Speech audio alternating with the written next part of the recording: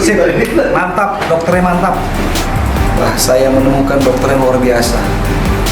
Jadi saya juga nanti kalau seandainya jadi Kapolres Timur, saya bingung.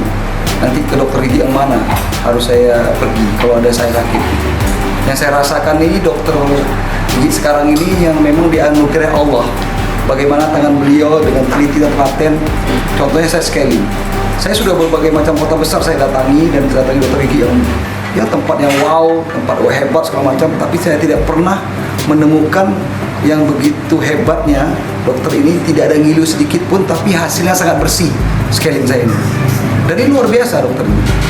Ya mungkin diberikan anugerah oleh Allah, dan Bu dokter ini juga mempunyai jiwa sosial yang tinggi.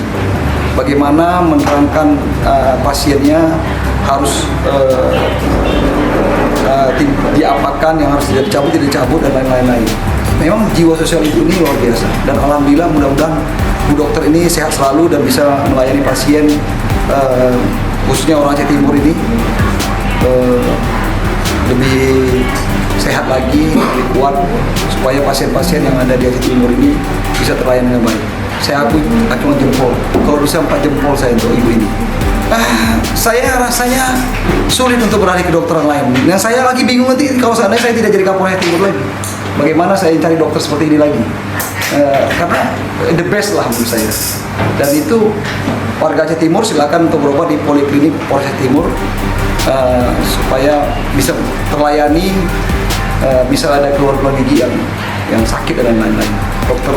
Bu dokter ini akan menjelaskan dengan baik, dengan sempurna dan luar biasa, saya bilang. Dianugerahi Allah.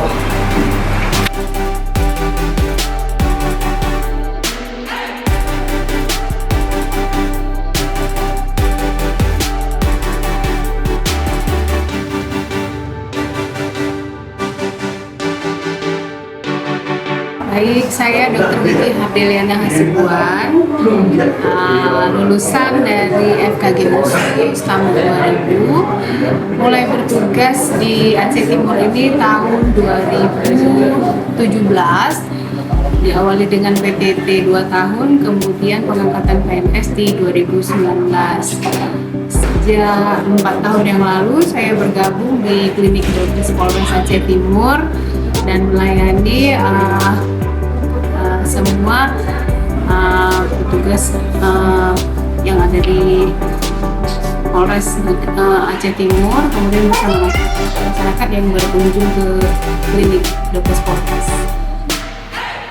Untuk kendala Bu dari gejala sakit itu yang parahnya gimana? Dari penyakit gigi? Kebanyakan masyarakat itu tidak aware ketika baru akan dimulai sakit giginya. Jadi kadang-kadang ketika sudah terlambat, diperlukan pencabutan ataupun tindakan yang ekstrim, baru pasien ngeh bahwa giginya harus ada perlakuan tertentu. Mungkin juga karena latar pendidikan yang masih kurang, ataupun juga karena faktor ekonomi bisa jadi menyebabkan hal itu.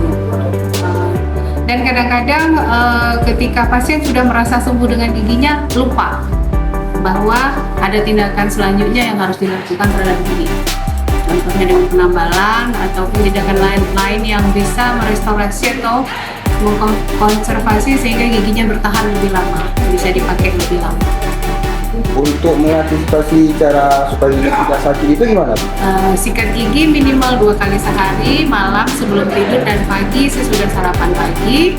Kemudian kunjungan bulan ke dokter gigi, sehingga kita bisa mengetahui apakah ada gigi yang perlu dilakukan penambalan, apakah karang gigi perlu dibersihkan, ataupun ada gejala-gejala lain pada gigi yang harus segera diselesaikan sehingga tidak merembet ke gigi yang lain.